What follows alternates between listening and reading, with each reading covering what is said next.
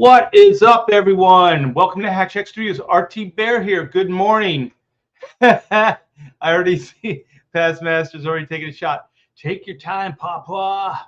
Yeah. Hey, you know what? I just realized I feel a little short in the saddle here. Ooh, I just grew up in front of your very eyes. I just grew up. Yes. Yes, you guys, good morning. RT Bear here, coming to you live from Hack Shack Studios. 40-year comic book veteran, mainly working for Marvel and DC, but I did a little stint with an upstart company called Image in the day, and good times, good times. It seems like I've always been at the right place at the right time. Yeah, either luck or skill or a little bit of both. Yeah, you guys. So the way these morning Hullaballoo shows work is it's very interactive. So chime in, kind of like Past Master. You don't have to, say mean things. You can say nice things too.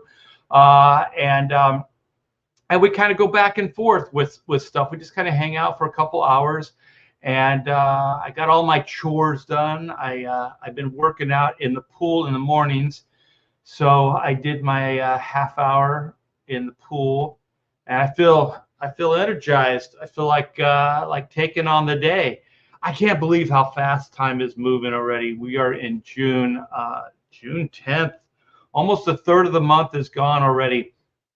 And oh wow, look at this! Look at this! When you blink your eyes, everybody shows up. Edwin the Ace, Volume 3, live. Hey, hell peeps. We got Jason. What's up? For comics' sake, howdy, Art. Howdy. Hey, I've been digging the stuff you've been posting on X. Pretty amazing. He's a really good artist. Jason's really good.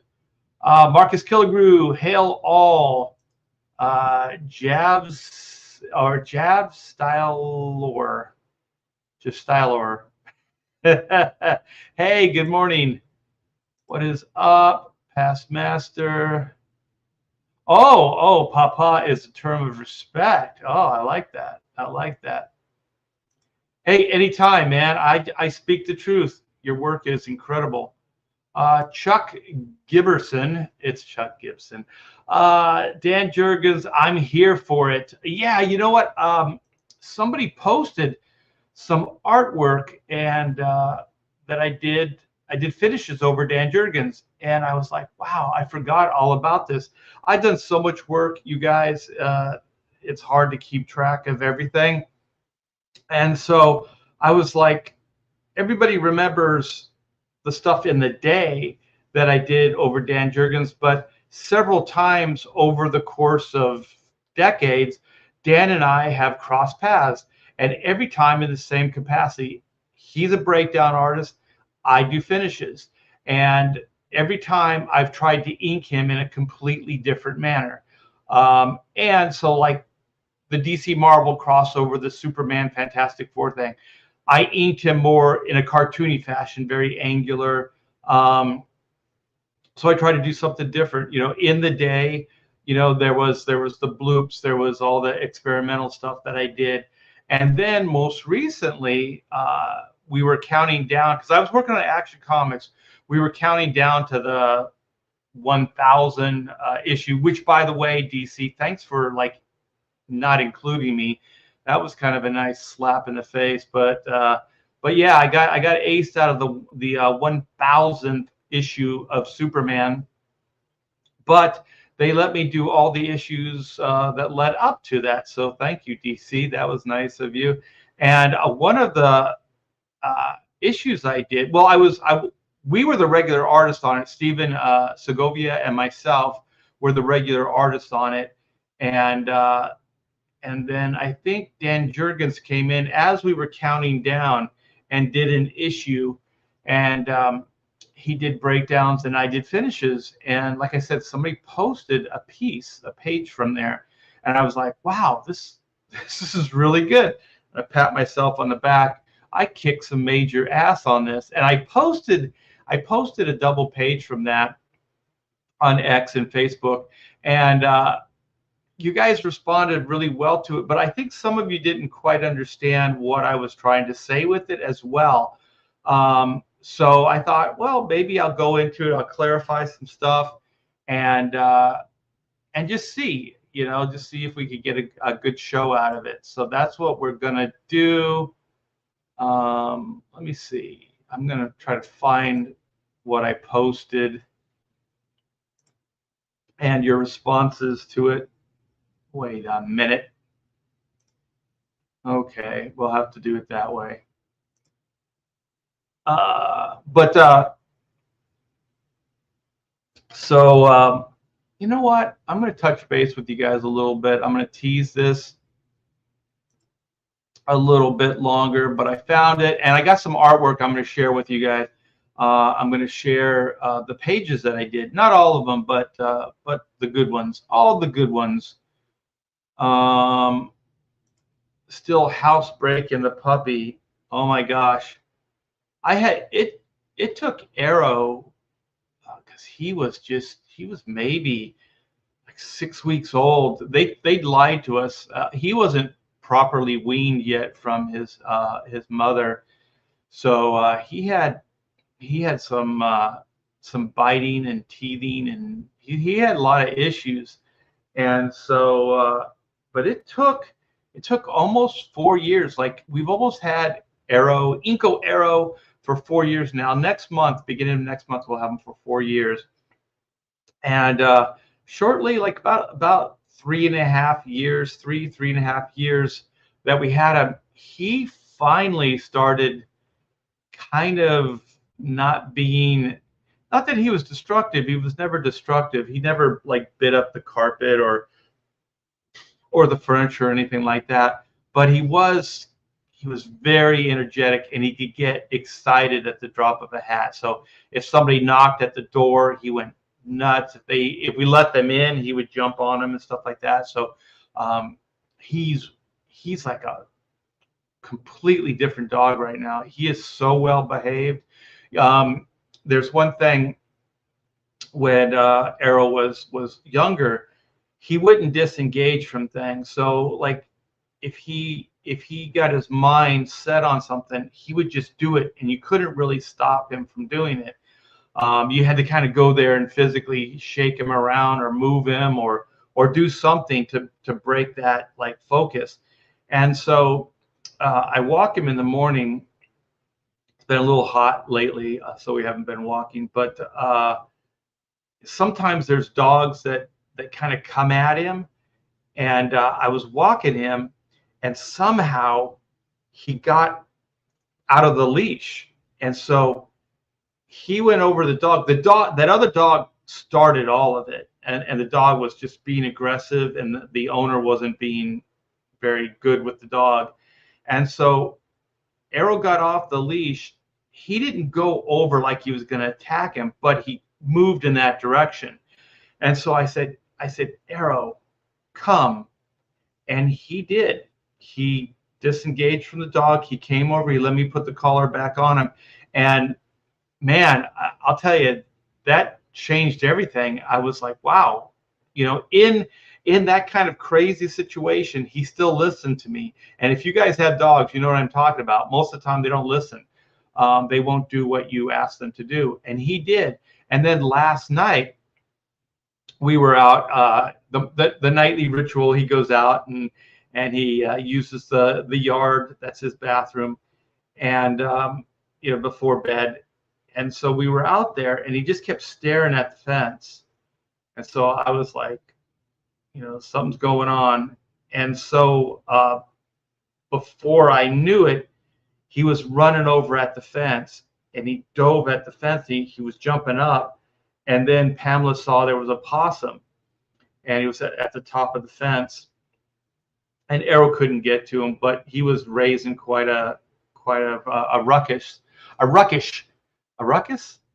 That's it. And so I was like, Arrow, come. And he didn't do it right away. And I said, Arrow, come. And he did. He came back over to my side, stayed by my side, and then he walked over to check on my wife, Pamela. And so he is really becoming a good dog. I mean, that was one, it was good protective mode, you know, because I didn't see that possum. He did, so it could have been anything. So that's good. But that also he disengaged from it. You know, he came over when I called him, and man, that as a pet owner, that gives you a lot of confidence. So Arrow's become a really, really good dog. Really, really good dog. There was a time, man, we called him Poochifer, and we were going to give him up. We were going to drive him back to the side of the road where we found him and just let him roam. Uh, uh, Time for the show. Yeah, welcome to the show. Chuck Gibson says, love your Superman work with Jurgens. The Fantastic Four crossover is one of my favorites. I like the Cap stuff too. Yeah, Captain America, we did a pretty good run on that as well. I have to say, though, the Cap stuff wasn't quite as inspired. I think I was doing 2 other books at the time, so it was a little tough to give it as much love as I wanted to. But it was kind of one of those dream jobs because Captain America is one of my favorite characters. So it was neat having the chance to do that. Jav says 6 weeks is way too young and is a red flag. 8 to 10 weeks is standard. Yeah, it was crazy because the person that was on the side of the road that was giving up the dogs said, I think he said like 8 weeks or something like that. And so we were like, okay. And then we took him to the vet because he had worms. This dog was not very well taken care of. And so the vet was like, this dog's like, you know, 5, 6 weeks, you know, old. And we're like, oh shit. I mean, he was tiny. He was like, I could hold him in my hand, one hand. And so, yeah. So at night, oh my gosh, he ripped my heart out. Like we put him, he would just cry all night. So we put him in a kennel. We had like a cat carrier. He was that small. And we put him in there and we put him between us in the bed just so he had, like, he could feel secure. And he still was like crazy. So this is kind of strange, but I would put my hand and my finger into the cat carrier, and he just kind of suckle on my finger. He didn't bite. I mean, he would kind of like, you know, do this, but he didn't bite or anything like that. And so that's when we were thinking, you know, he's pretty young. Arrow is almost 4 now. It's ready. It's already been that long. Yeah. It's amazing. It seems like we just moved to Texas last year, but we've been here for in December, the end of December, it'll be 4 years, a complete 4 years. Thanks, Past Master, for sharing. I do appreciate it. We got Leg Kick. We got Andy Gogo Comics. That's cool. Hell RT Bear. Yes, indeed. We got Gray Wolf. Woof. Deb Koff or Koth. What's up, Comicsgate? Indeed. Let's see. Wow, we got quite a turnout. Thanks, guys. And like I said earlier, this is interactive. So any questions you guys have, let me know. And our dog was raising a ruckus in the living room one day, and I saw something move near the door. It was a baby possum. It got away down a hole in the floor before I could catch it. Oh, wow. Wow. That possum was pretty cool. It just kind of froze. And from what I hear, I mean, possums are pretty good. They can fight a rattlesnake and kill a rattlesnake. And anything that can kill a rattlesnake, I'm all for. And also, they don't carry rabies. My daughter Amanda actually has a pet possum. So when I went to California a few weeks ago, I stayed with her in her apartment, and it's possum roaming around. I think they're kind of ugly. they're kind of like a platypus or something. Like they just don't look like they're. It looks like a bunch of ideas that God stole from some other animals and just kind of threw them all together. Because their bodies are weird shaped and they got like a rat tail. I think if it's the tail, because their faces, I don't know, they're kind of unique and kind of okay. When they open their mouth and those teeth are all gnarly, they look pretty scary. But I think it's the rat tail. Possums are nasty. They leave a trail of pee. Yeah, I wouldn't want one as a pet, and it's a good pet. Um, it's not like out of control or whatever, and it'll cuddle with my daughter and everything, and she let me hold it. I was like, I don't want to hold it, but she wanted me to, so I did, and she took pictures. I think she's kind of like she's got a cat and a possum, and I think she's trying some pets on. You know how you kind of do that when you're seeing. Well, she's not quite single, but when you're kind of preparing to have kids and stuff like that, and you're because she's living with her boyfriend, and so I think they're just trying a lot of stuff on. So animals are kind of like stand-ins for kids.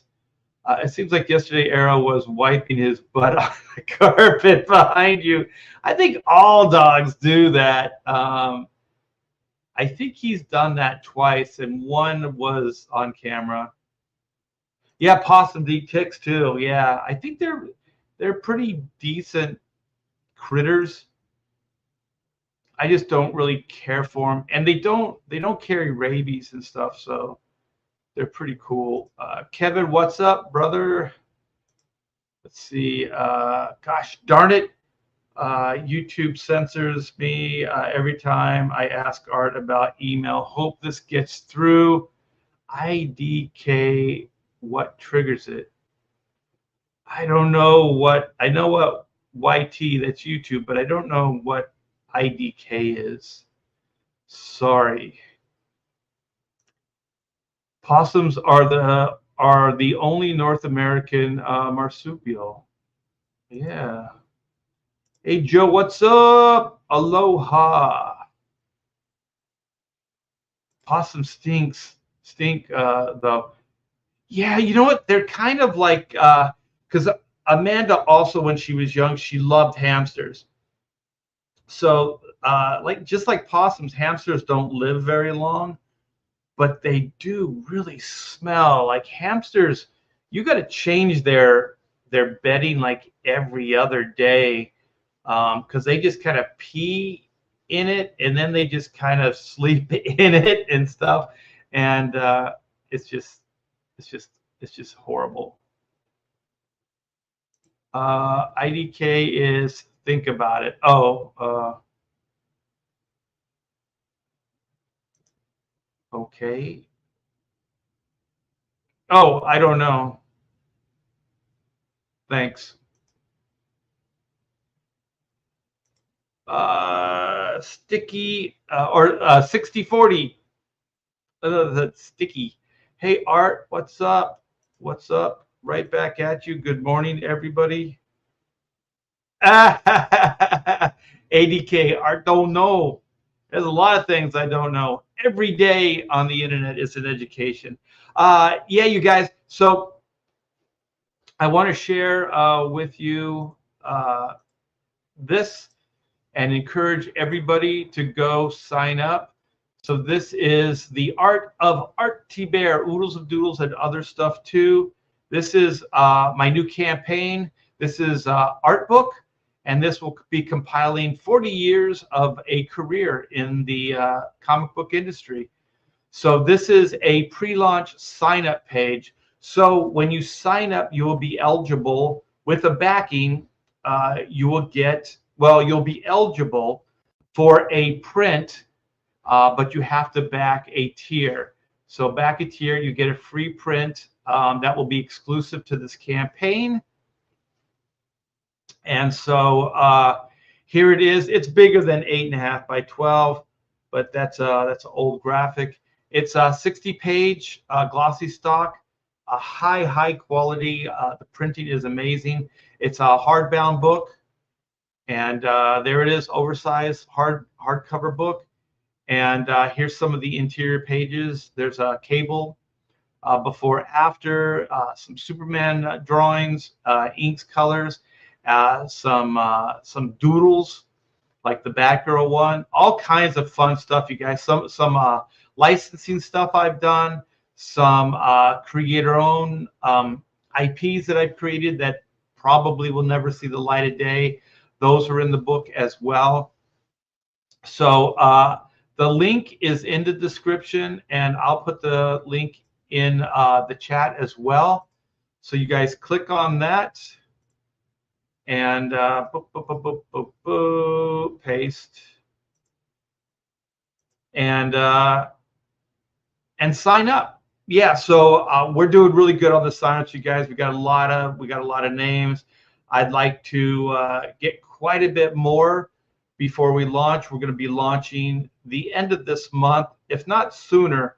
The campaign page is pretty much done. There's a couple writing tweaks, and I'm working on a head sketch.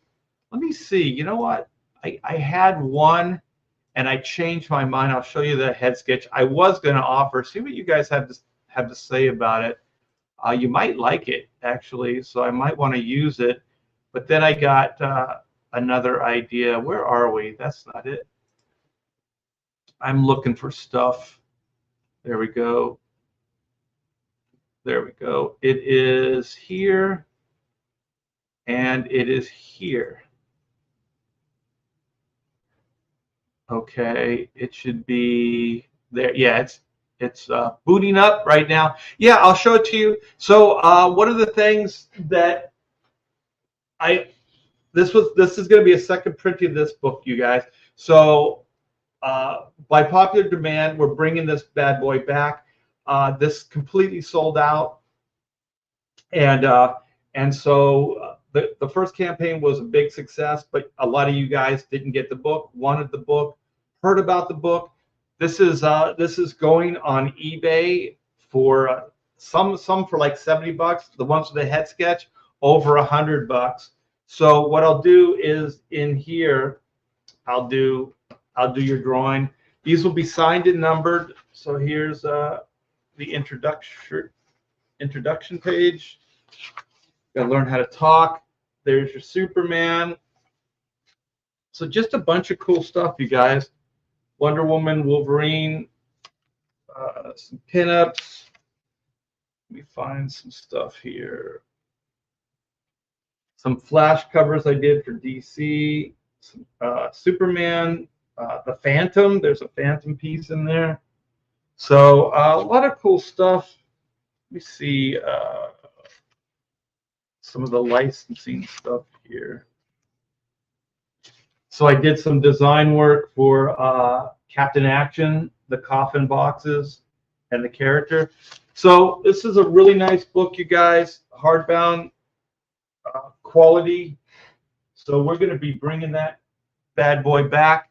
So go sign up right now. I'll wait. Go sign up. Click that link. Go sign up. Get your butt back in here, because we got some Dan Jurgens artwork to share. Also, the reason I think I'm going to share more of my files, because you guys aren't used to see, like, even though you might know the pages that I'm showing and have seen them, but you haven't seen them in black and white. So usually, you know, the comic book page is small, it's in color, and so you can't really see a lot of the ink nuance. We got Daniel in the chat. We got Jeff Potts in the chat. Let's see. A leg kick. RT Bear, any plans to watch the Frank Miller documentary at the theater? I don't think so. If it's offered on one of the streaming services, I'll watch it, but I'm not going to go to the theater to see it. It would be cool to see, though. Let's see. Joe says, oodles of doodles, let's go. It would have been cool if you were at Heroes Con, North Carolina. Andy, Dennis, Billy, Dan, and I were all going to be there. Oh, cool. Indeed. Here's that link, you guys. Click on that. Go sign up for Oodles of Doodles. We'll be launching later this month. Daniel says, I love Frege, but so I love Frege, but so you think we will see Black Flag before 2026? I have no idea. I stay out of people's business. It's best to do that. So if you got that question, you should ask Dan. Let's see, after he recovers from neck surgery. Yeah. We got John Porton. Good morning, Art T. Bear. Mr. T. Bear, yes. Very official. Daniel Russell. So no, we can start pool. Let me see. Daniel says, Jav says to Daniel, I had a strict no first timers policy that saved me back in the day. Might get into it when I see it close to the finish line. Huh. I'm not sure what you guys are talking about. Once again, I have no clue. I love the work you did on X Factor. I did a couple of different runs on X Factor. I worked with Jeff Matsuda, and I worked with Will Spartaccio. So I think, like, total, I have close to 15 years on and off logged in on the X-Men. So the various titles, like I said, on and off. So the majority of my career has pretty much been in that X-Men office.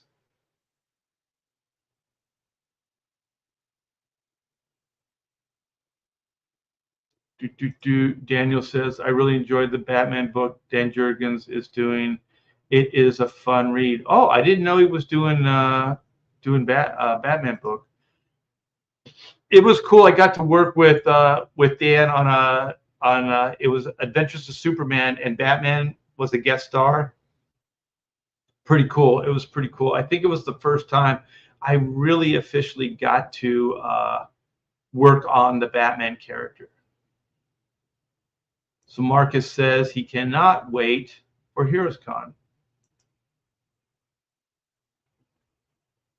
Edwin says staying out of people's business is a great way to live life. I hot my own problems. Oh, not maybe. We got Guy from Red Bank. Hiya. Portacio run, yeah, good times. All right, you know what? I'm gonna get right down to it. I'm gonna show you some of these Dan Jurgens pages, but first, I was talking about that Wolverine for the Oodles book. So let me show you that, see what you guys think, and then tell you what I'm kind of more inclined to do. So I did this last night. This is just, it's a very simple drawing. So this would be on that cover page of Oodles that I would do for you guys. So one of the tiers is going to be a single character like tier, and that character will be in the book. So it's not quite a remark, but a drawing inside the book. So I was thinking, Wolverine's real popular. I worked one up, a Deadpool one, but I didn't ink it because I was thinking Wolverine and Deadpool are popular right now. But then Pamela said, like you don't have to do Marvel DC characters. Like, you should do your characters. And so I was like, yeah, but like a lot of the campaigns I've done, I've already done black and white drawings. And she goes, do something different. And then I started thinking, like, yeah, well, Volume 3, the new black and white that I'm working on right now, is going to have new character designs. So I could do the new character designs as the drawing in the book. And I could offer a black or a white drawing. So if you guys like the Wolverine, let me know. Just say Wolverine or Wolvie or whatever. And maybe I'll offer that. And if you like the black and white, then just go B&W.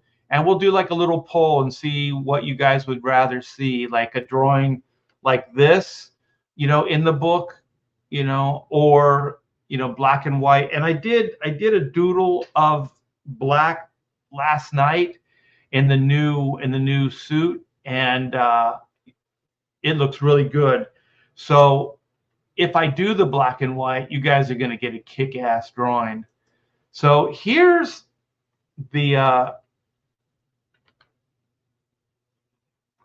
Superman stuff. So I'll give you guys a little glance at this, and then I'll come back and see what you guys have to say about the Wolverine versus black and white. So this is one of those scan pages, where like the camera's scanning across. So this is Action Comics 994.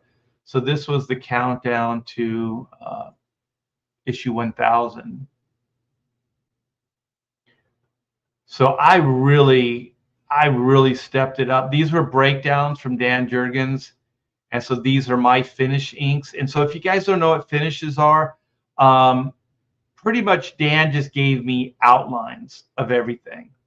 So all these characters were just simple outlines. There was no shading, there was no hatching, there was no detail. So all the detail, the hatching, shadows, all that stuff, those are all brought in by me. Those weren't penciled by Dan.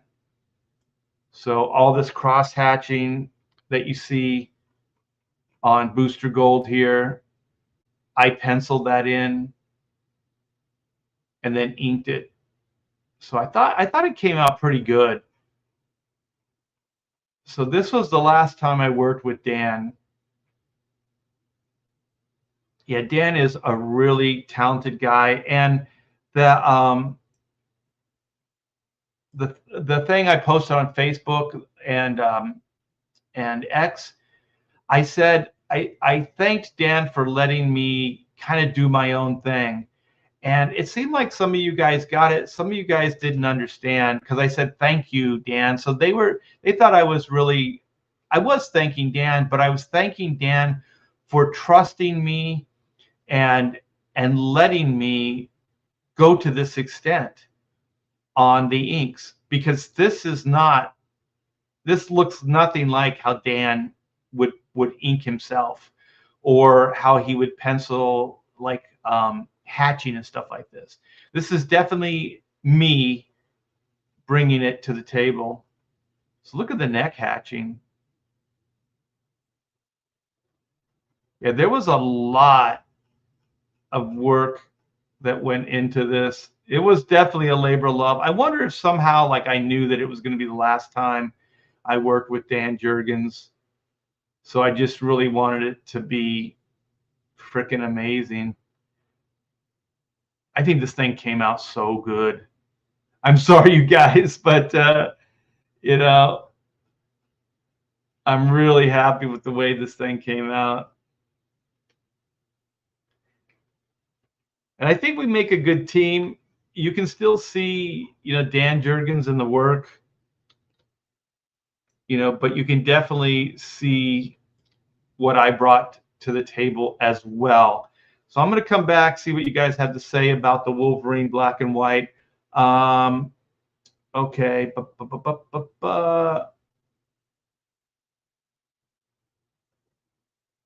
Oh, I got my own problems. Yeah.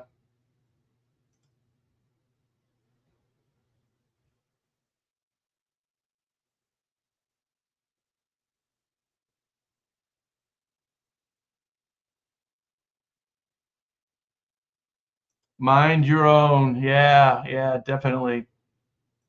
I'm going to answer this real quick, even though it's kind of off topic, but I'll try to bring it back around. Art, who was your favorite to ink on One Legends? Image guys, other guys from DC after Image. So I don't know. One of my favorite guys to ink was actually Dave Finch, because he was very, very loose, and I really liked the freedom of movement that I used to ink his work. I've never inked anybody the way I ink him, with like the way I move the pen and stuff like that. I actually pulled away, like I usually go from right to left. I drag towards me, but with him, I kind of went out this way, and I was just kind of doing all kinds of different movements with the pen and my hand that I had never done with anybody's work before. So I found it very it was fun. It was just fun to do something a little bit different. And when you've worked on as many projects and as many years as I have, like working on different stuff is always fun. Sometimes it's a challenge, but just doing the same thing for me always over and over again gets boring and gets old and stale. Sheldon says, time for the brass tacks. Let's look at these Jurgens pages. Yeah, well, I'm going to keep teasing them, man. Note to self, proofread everything, no abbreviations. Yeah, especially when you're dealing with me. Daniel says, Michael Golan filled to the Wolverine. I think it was channeling like some kind of like animation. Like I wanted it to be simple, you know, because if I'm going to draw a bunch of these, you know, I'm going to have to kind of keep them simple so I can get through them fast. So if I do too much rendering or I make it realistic, sometimes it doesn't translate as well. So if I have a big, like a thick Sharpie, I can draw like that Wolverine. It doesn't, I don't have to use something delicate or fine lined or anything like that. I can kind of go in and just be bold with it. And so like a more animation style, like I think like Golden stuff is a little animated in approach. So I will take that as a compliment. When I draw a Wolverine, I make it complicated. You can very easily make a Wolverine complicated, especially if he doesn't have like the cowl on. You know, when he's just got the hair and stuff, you can get pretty crazy. Okay, Edwin says Wolverine is my pick, black and white. So I'm going to write these down. See what. And then you know what? When I get the black and white finished, I'll show you guys. And then you guys can see what you think then. Sheldon says, black and white. I agree with your wife. Pam is a smart lady. She sure is. Kevin says, black and white. New style for me. Sweet. Jab says, black and white. Sweet. And my wife is smart. Dan's Batman miniseries is solid. I got to check that out. Great work. Thank you. Daniel says, off to the doctors. Have a great day, everyone, and keep out the great work, Mr. T-Bear. Probably keep doing good work. I don't know. I'm sorry. Let's see. Will says, with Jurgens' influence by Alan Davis. Jurgens is influenced by a bunch of people. Like there's one interesting thing about Dan Jurgens when I inked him, like from like shot to shot, like up shots, profiles, you know, straight on shots, all that. Like he's kind of like just like that Wolverine, like the influences come out.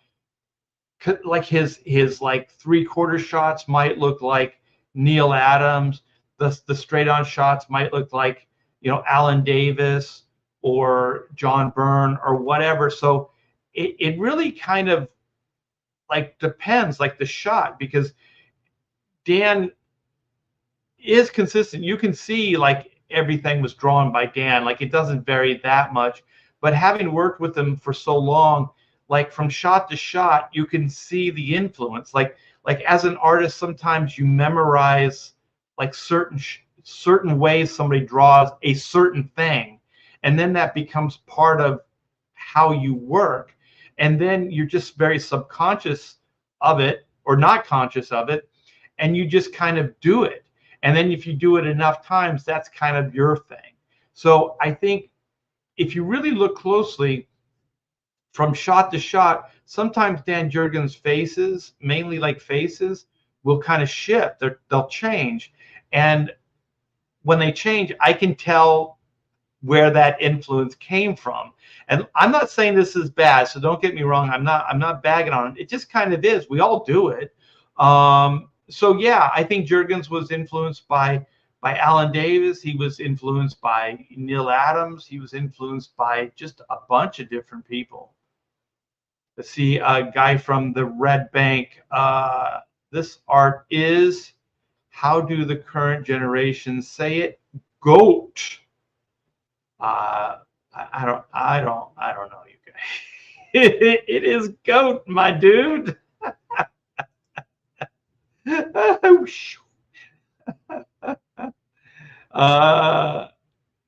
Yeah, Daniel, I hope everything's okay, man. Feel better. Henry Thurn, hail, hail. Maybe you could do a Juju head sketch as well. That could be fun. Juju is going to be part of the new campaign, so so look forward to that. There should be. I want to do a piece in the book where I show some of the working drawings. So Kevin, the commission I did for you, the 11 by 17, that's going to be part of this campaign. So I have it as 11 by 17 print. Don't worry.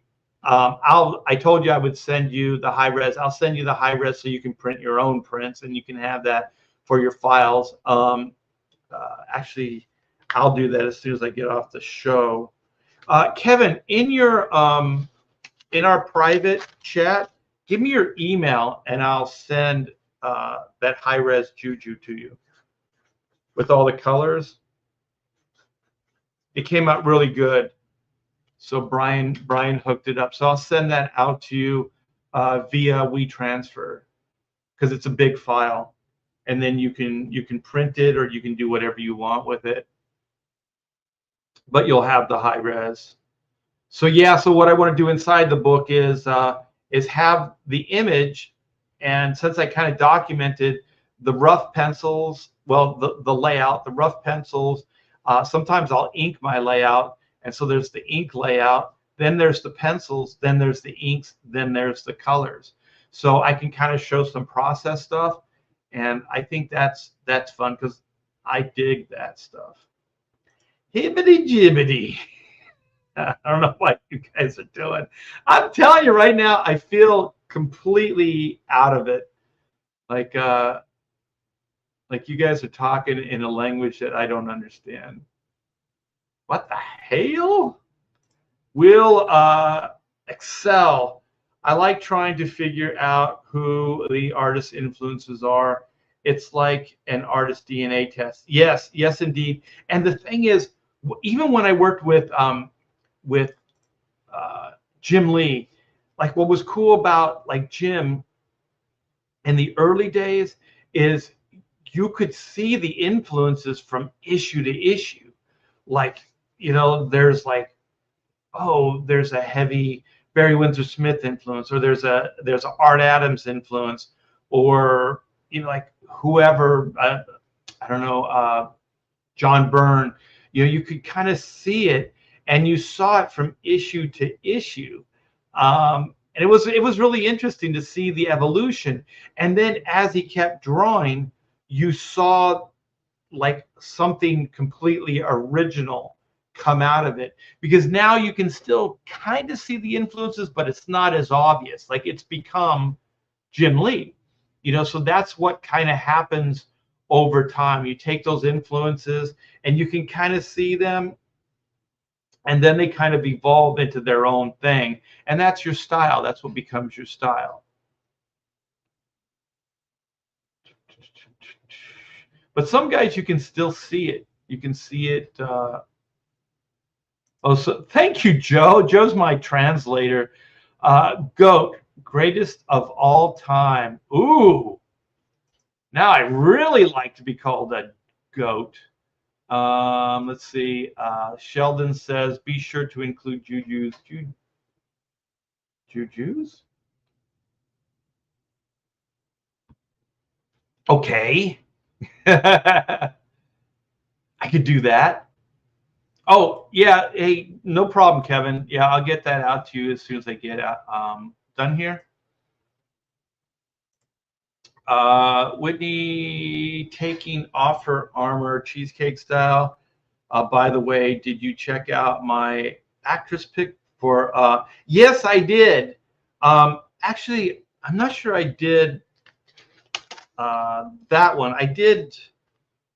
Do I have it still written down? There was a bunch of Z's in her name, and she was a cutie, but I don't know. I didn't look that into it to see if she was kind of a martial artist. Okay. Yeah, I'll check that out. Yeah, maybe I didn't write it down.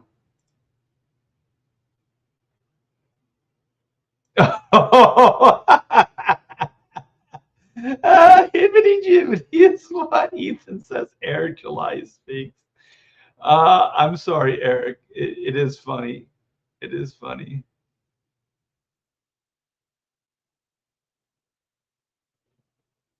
Slight stretch goal problem. I don't know if I should give out my email. Um, try again through the site. Try again through the black and white site. It's still active, so you can still contact me. So contact me through the Indiegogo, the Black and White Volume 2 Indiegogo site, and let me know what's going on. So I apologize for that. Yeah, it did go through. Must have been the Yahoo because competitor. Will Excel says, I think inkers get hit harder by influences due to who they're inking being assimilated into their own style. Who are your influences, Art? My influences are everybody, everything. So at this moment in time, I don't look really at anybody. I'm just trying to just draw and work out of my head so I can kind of evolve into whatever it's going to evolve into. So I try as much as I can to just draw how I feel, not think too much about like, oh, this, that, or the other thing. Just kind of go with the flow. But I would say as far as influences, early on was like, Neil Adams. I liked George Perez, John Byrne. Those guys were big. Jim Aparo. So those were big influences on me early on. As I got older, working in the business, it was like Barry Windsor Smith. A lot of the European guys, Mobius. I'm all over the place, you guys. Yeah, I was born in 61 October. 61, back in the before times. Yeah. All right. So Lai Bing Bling Bing Bing. I'm sorry, man. Was in the movie Forbidden Kingdom with Jackie Chan and Jet Li. Well, how old is she? Are those guys still making movies? Boomer. Yeah, indeedy do. All right. Well, just to go back. Okay, so it looks like the black and white drawing is going to happen, you guys. So what I'll do is I'm going to do more of these morning hullabaloos. I'll finish it up and then I'll show it off on a morning stream and let you guys see. So I'm going to do a black and a white. I have it in pencil form, but I don't think you'll be able to see it on the stream. So I don't. You might be able to see this. This is, yeah. See, it's just kind of. It's a little too light. There's too much white bouncing off of it. Mobius's creativity was outstanding.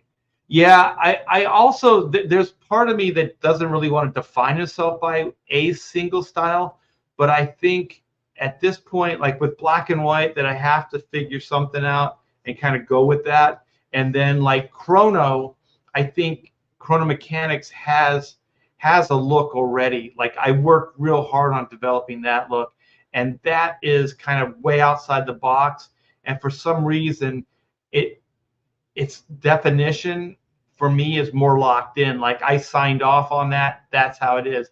Like black and white still feels like it's a little bit work in progress, you know. Um, Things just keep changing and evolving.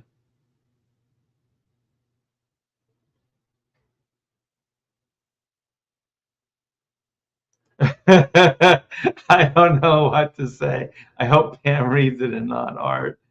Yeah. Rocafort has a Mobius style. Yeah. Kenneth is one of those guys that it's pretty damn unique, man. It's really, he's hard to pin as one, like just like who is influenced, you know, like who's the influence or who's the many influences. He's fairly unique.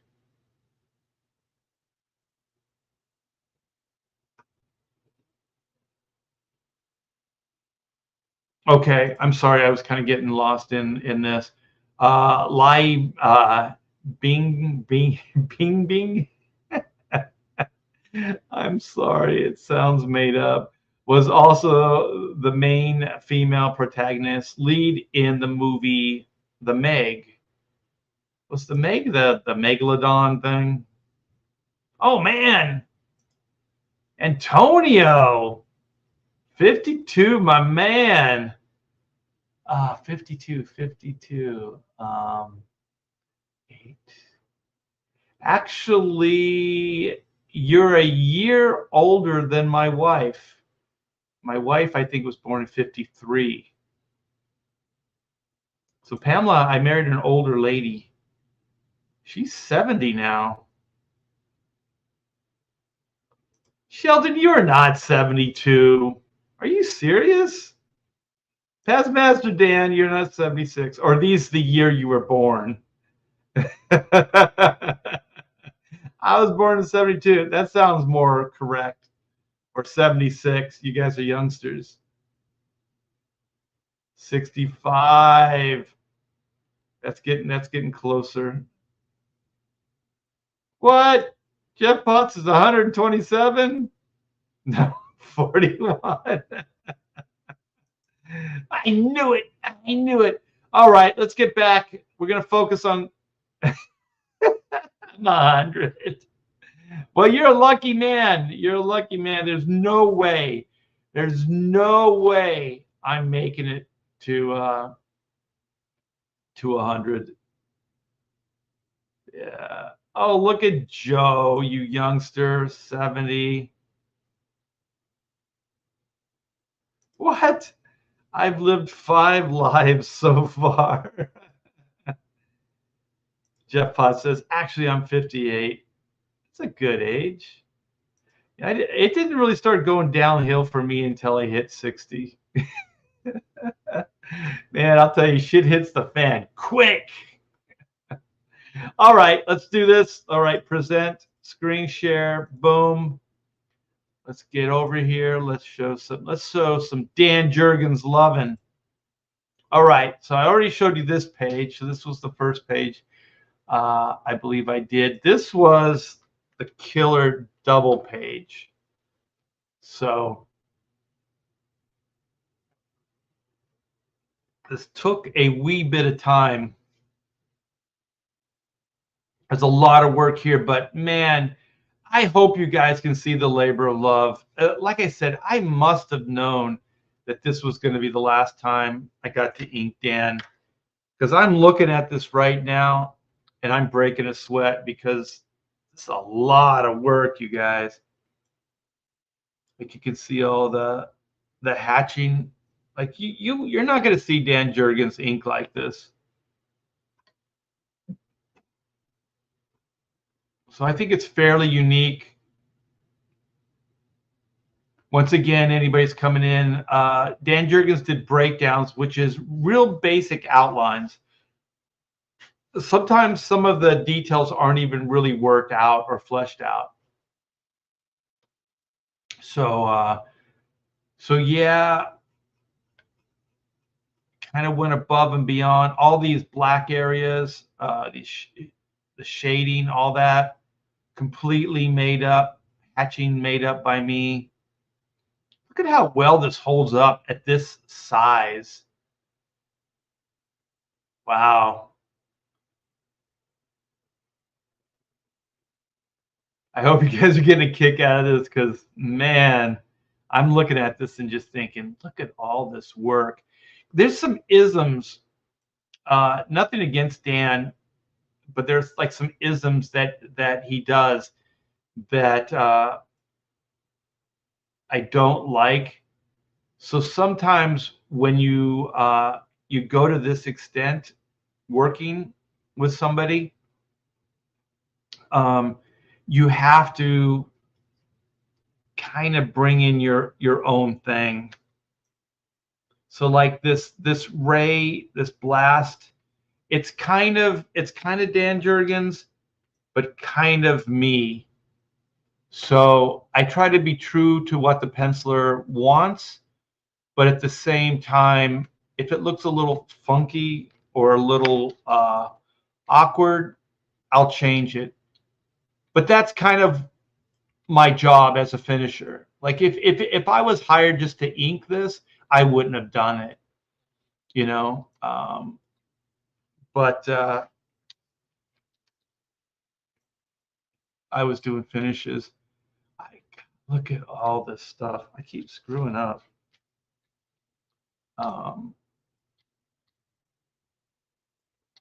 Look at all the hatching.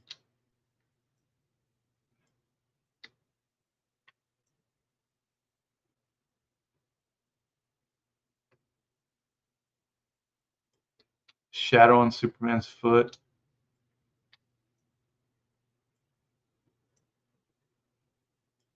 One of my favorite things is Superman's rib cage here and the abdomen. His abs. Like this is totally, well, not completely, but almost 100% defined, like the rib cage and this under of the abdomen with hatching. So I was really happy with the way this section right here came out.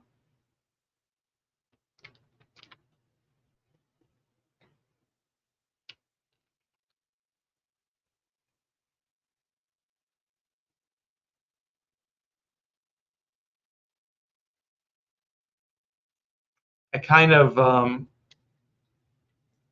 I change like his Superman profile, like the back of his head a little bit. Dan kind of rounds it a little too much, like he brings it in here. I kind of like the old like thick Superman neck. It might be a little too far out, like it could be brought in a little bit. So I might have went a little crazy with it, but it looks, I like Superman when he's got like the thick neck. And to get that thick neck, sometimes you got to bring out the back, but this might be a little bit too far. So I might have went too far with it. But I like it. I like the kind of big, thick necked Superman. I think he looks cool like that. And then all like the Kirby crackle. I think I added that. I forget this little tech thing that Booster uses. I forget the thing's name. But you can see all the detail with the rubble, the ground, the kinetic energy that I brought to it with the brush.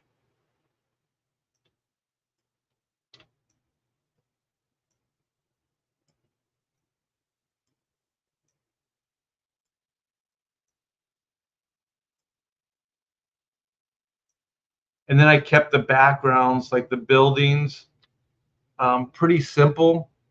The more foreground buildings, I gave a little bit of detail to, but I really wanted to push it back. So like all these buildings back here are just real linear, just shapes and detail. But like the more foreground buildings have hatching and shadows on them. So I could really establish some depth. But yeah, I thought this came out really cool. And then we have page 4. And yeah, this foot here, I was like, it was just really funky looking, almost like a silly cartoon drawing. And so I was like, nah, I'm going to make this thing look cool. So I spent a lot of time trying to work the thing out. Wait a minute. And I thought it came out pretty cool. It's very bold. It helps the storytelling, puts it in the foreground.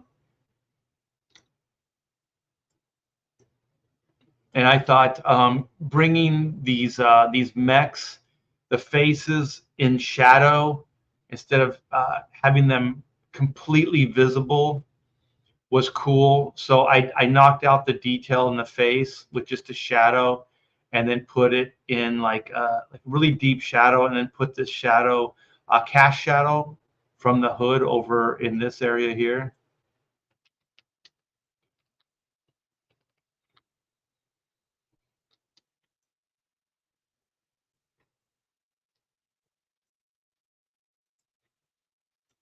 So apparently, Booster can just block these blasts like they're nothing.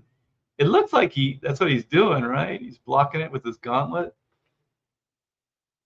It's weird.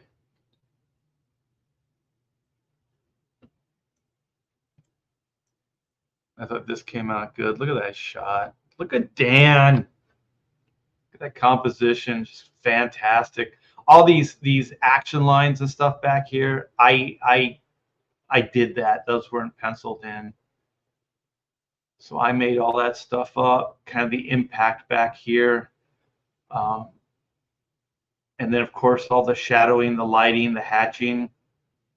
All me. But I like the like Booster is kind of like you're looking down at his head here, and then you're looking. It's kind of like an upshot of Superman. I think the back of his head is a little bit more successful here. All these effects. Jurgens does kind of some funky effects, but yeah, I tried to make them cool. Like this, it's kind of funky. This like his little laser that shoots out of his hand.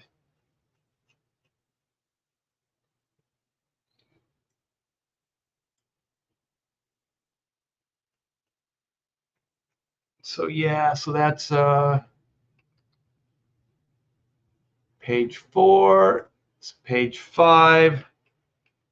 So it looks like they got their butts kicked, or at least Booster did.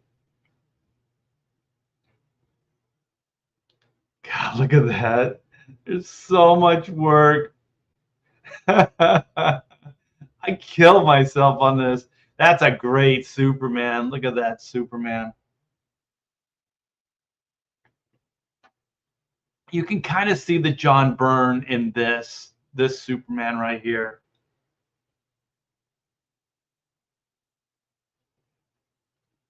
And just all the shadows and stuff like that with Booster.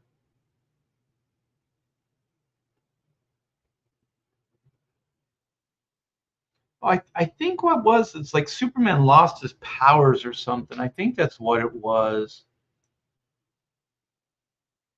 I think Booster Gold's completely unconscious. So I put his face in shadow boosters because I wanted to focus on Superman putting the gauntlet on.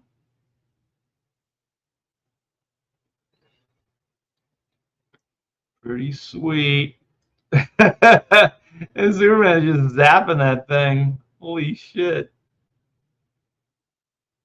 It's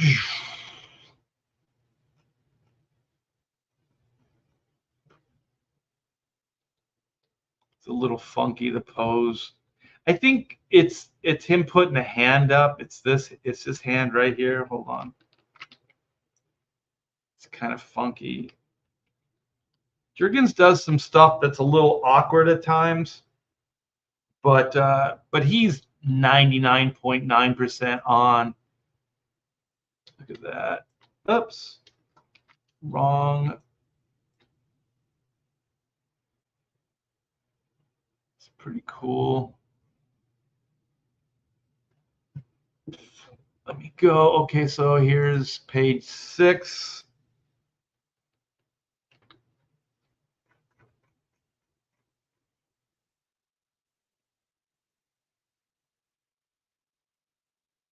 Booster flying. Got the futuristic city in the background.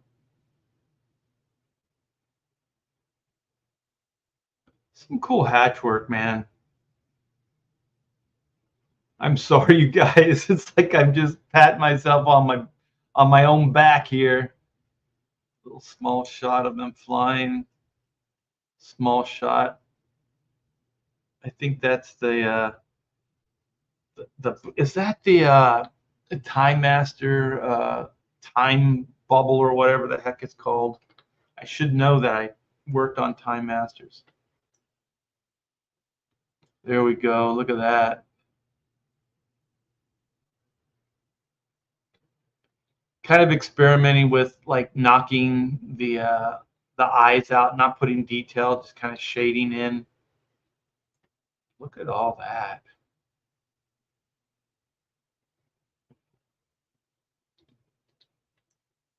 Yeah, like I said, when Dan's on, Dan is on. That is so freaking cool. He knows how to give like money shots. Like he knows how. This isn't necessarily a money shot, but I mean like when I say fan service, I don't mean it in a negative way. I mean when you see this as a fan, this panel, you're like, yeah, that's cool. I mean they're just standing there, but it's cool.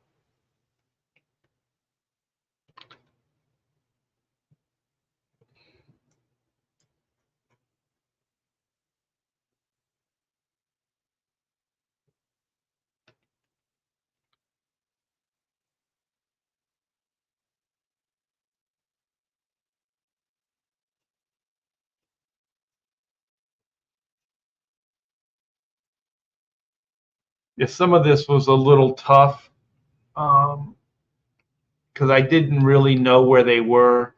So like these backgrounds and stuff like that.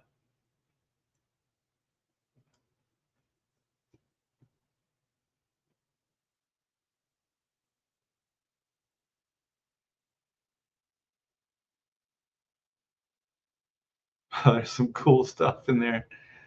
Uh, oh, yeah, this one right here. I think this was the last page. So this is the last page I will probably ever ink of Dan Jurgens. Never say never, but this was it. This was definitely a labor of love. I put everything I had into this thing.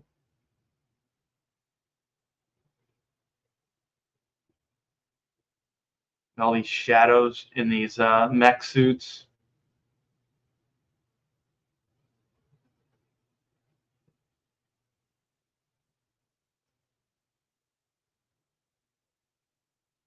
I like the size of the fists. Superman's hands are huge. It's cool. This was a challenge. This background, I left out some of the lines on these like little, I don't know, rocks or whatever these things are. I think this is the Fortress of Solitude. I'm not really sure, but I kind of left the lines out. I thought that was, I think I originally inked them, but I digitally went in and I took them out. It just kind of looks cool, and the shading or the reflection on the flat surface defines the rocks.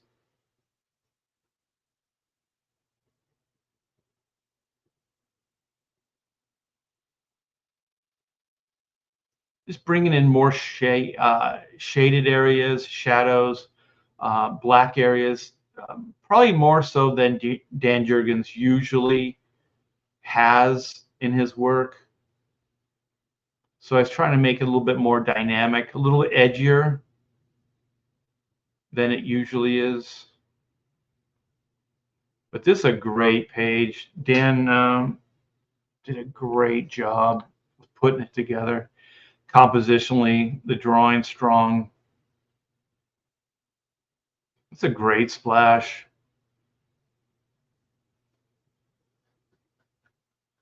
So Dan Jurgens, and once again, boom, Wolverine sketch. All right, man. So yeah, so that's my little tribute to Dan Jurgens. It's amazing how over 40 years that you could keep crossing paths with somebody like Dan Jurgens. It was just a good time. You know, I think I probably worked with him every decade of my career. So and every time I worked with him, I tried to do something completely different. I really don't know if he ever really, I know he liked it for the most part, but I don't know if he had like a favorite job that we had done together or anything like that.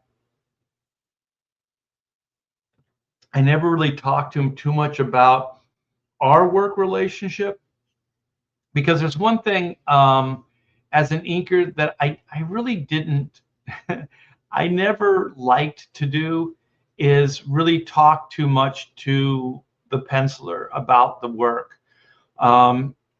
Because I always wanted it to be kind of open and open for my interpretation, I should say. So I didn't have to kind of be beholden to anything in particular. And so I like that about Dan Jurgens is Dan never he never told me how to approach the work. He never said, look at this guy, look at that guy. You know, the thing you did on this issue or this panel I didn't like. Sorry, guys. He never said anything like that. So it was always professional. We always just kind of worked together. I assumed that he liked it because, you know, we worked with each other quite a bit over time.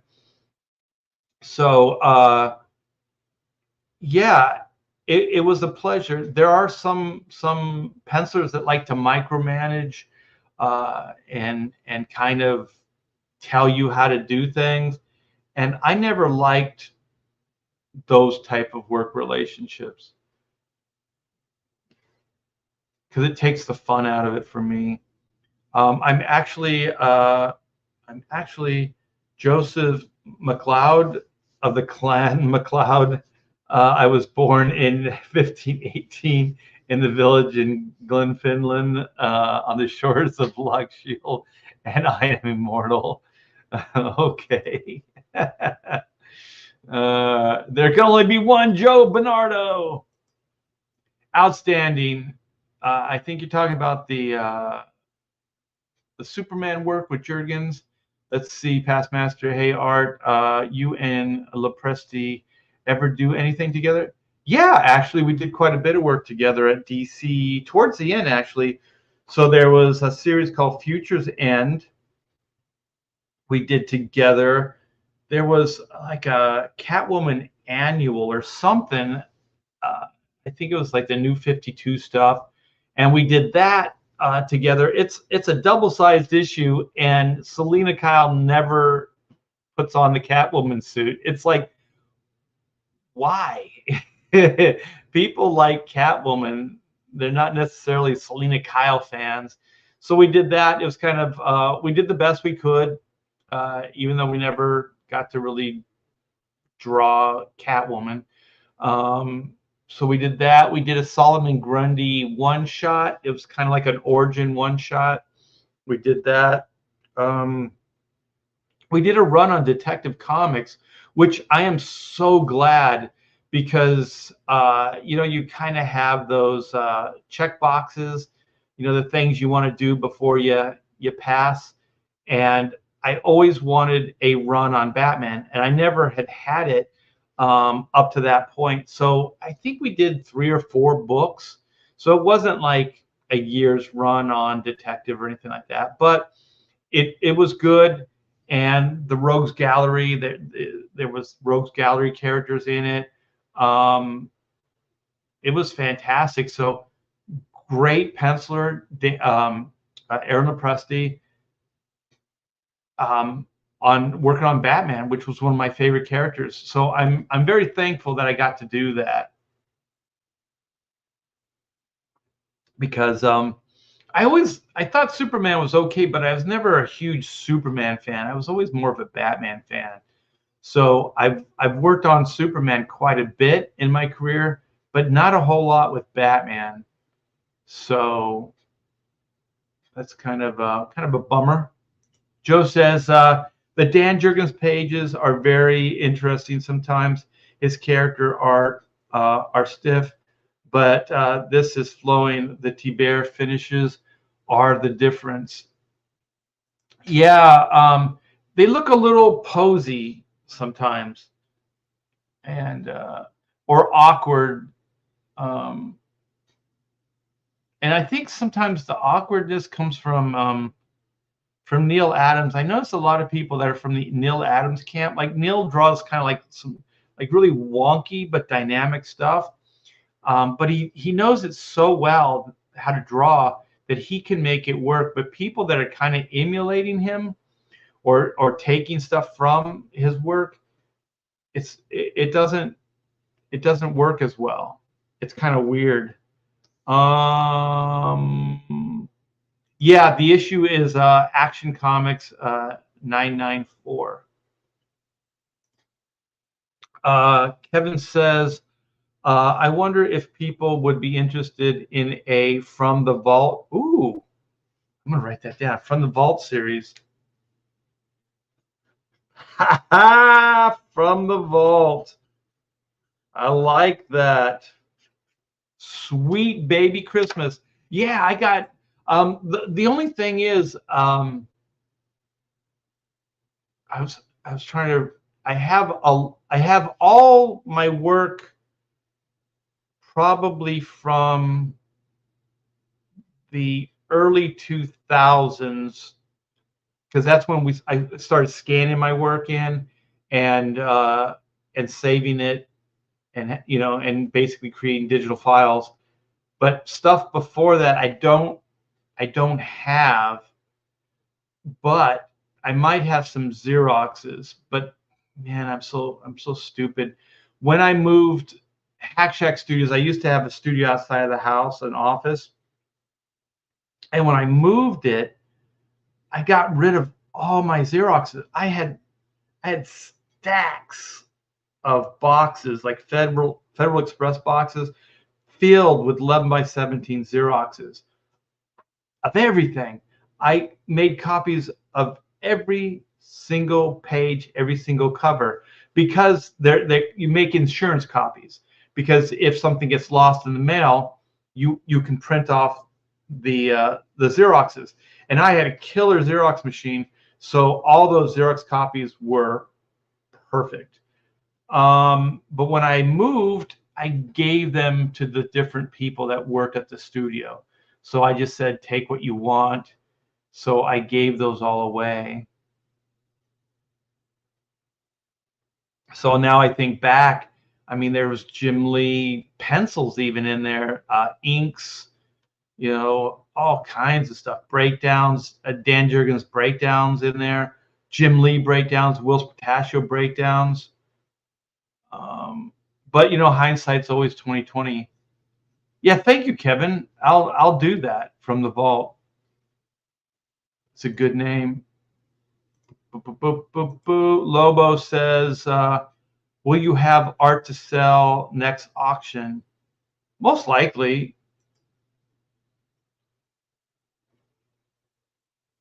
I did a cover for that. What's that character's name? Lynx, the Ethan Van Sciver character. And I was going to sell it on the auction. And I asked Ethan, but he never got back to me. So I thought, I'll just put it up here. I'll just do it. And oh man, did I get in trouble? We got Chris Maycock. Good evening, good afternoon, I should say. Well, it's not good, almost afternoon here. We're so close. And I'm going to be wrapping it up very, very soon. So Headless, I enjoyed Jurgens' run on Aquaman. I don't remember a Jurgens run on Aquaman. It was refreshing after Eric Larson's confusing and pointless stint on the series. Wow. I don't remember Jurgens ever doing an Aquaman series. Lynch says, I always remember people Jurgens, and you were on fire during the Triangle era. Yeah, I'm not sure. Did you ink Jurgens? No, but I did follow Dan Jurgens. No. Okay, wait. How did it go? Yes, this is how it went. Okay, so it's a Mike Grill book. I bought that book as a kid. I love that stuff. So Dan Jurgens, I think, got his start on Warlord. And when he left the book, I took it over as penciler. So I started penciling Warlord after Jurgens left. And then I believe the Kubert brothers took over Warlord after I left. So you talk about like some major talent early on, you know, getting their beak wet.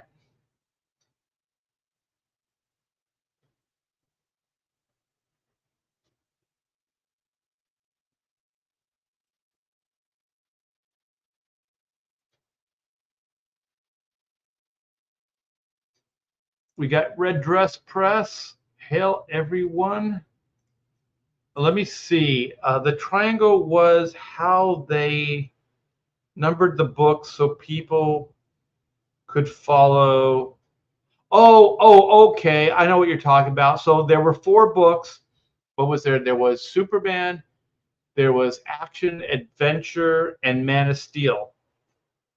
And so each one of those books kind of crossed over into the other one. So they were all like written, like there'd be one storyline, and then all 4 books would explore that storyline. It was kind of a cool idea. It united all the 4 books. And yeah, there was a triangle in the corner that would say 1 of or whatever, 2 of whatever. So you knew that they were connected to the other books. Justin, what is it? Justin side? Art, I think it would be awesome for you, Gary and Kelsey, or someone to have an inking stream, comp each pair up with a penciler and ink it. Yeah, there's all kinds of cool stuff I would like to do, but man, I'll tell you, time moves so fast, so fast, that just getting the stuff done that I need to get done is at the end of the day, I'm always disappointed how little you set out, you have your agenda, what you want to get done by the end of the day, and then at the end of the day, the reality hits, and you're like, nah, I didn't get everything done, so then that goes into the next day and so on and so forth. So if I did a stream like that, it's very time consuming. And I think if I did a drawing stream or inking, it would be stuff that moved it forward. Like it would be for a campaign that I was running or something like that. So when I start doing those head drawings, for oodles and stuff like that, I'll do it on a live stream. So I'll do stuff like that because I think then I don't feel like I'm wasting time. So it's kind of like I'm kind of multitasking and getting two things done at the same time. That doesn't sound right, though. You could do a series called The T-Bear's Honey Pot. That Catwoman thing says it all. People forgot about normies. If it wasn't for the massive amount of streams I watch, I wouldn't even know where to place most civilian names of superheroes. Yeah.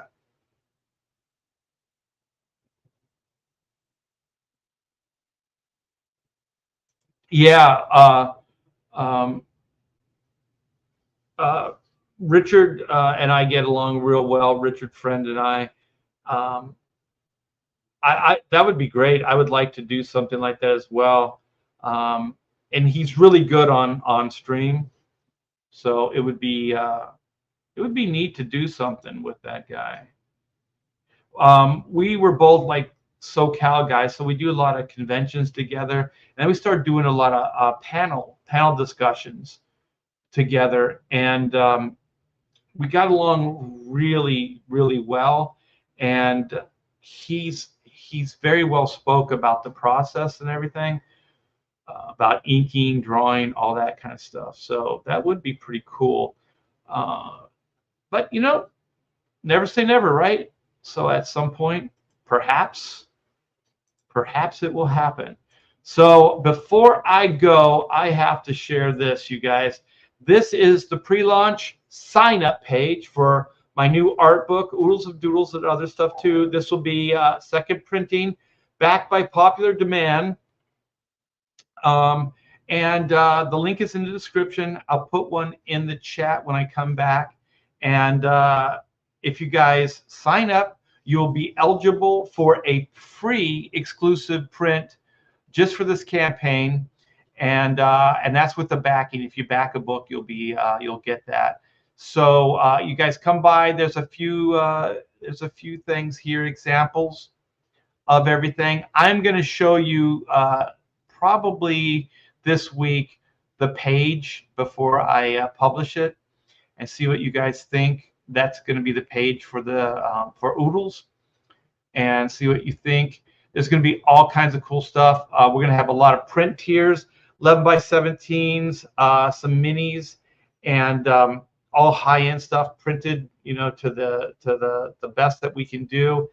The book itself is going to be hardbound, quality paper. The book, we've already printed it once. It came out fantastic.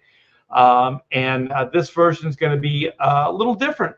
There's going to be a lot of CG artwork in here. There's going to be some cool new stuff that I've done the last couple of years.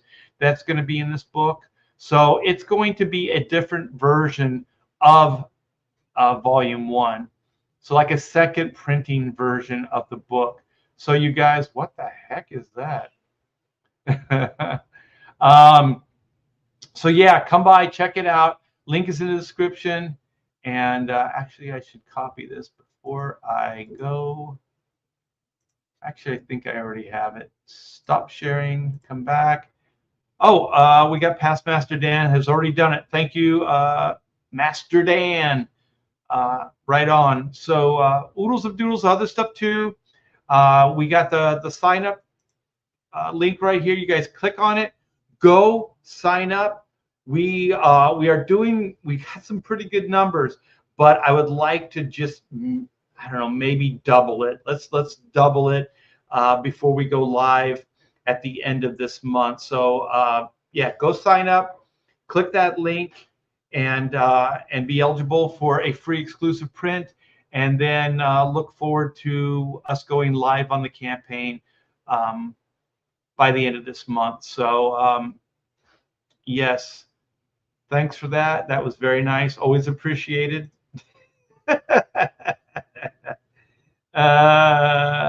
Joe says, "Okay, Art, I have to ask, what is the Dan Panosian story?" You know what? I'm running. I'm going to close the stream. Ask me that again at some point, and I'll try to explain it. I'll try to be fair. I think there's enough distance. It's kind of it was the best of times, the worst of times kind of story. So we'll do that. Yeah, we'll get into that on another morning hullabaloo. Hit me up with that question early, though. All right, you guys. So thank you so much for hanging out. It's been a blast. These morning hullabaloos are a great way to start the day for me, and I hope you enjoyed it as well. Everybody go out, have a great day. And once again, if you have not signed, sign up for that Oodles of Doodles and other stuff too. The pre-launch sign-up page is in the description and right here. Thanks again, Past Master Dan. Always appreciated. See you guys tonight on The Kings. So take care. See you later tonight.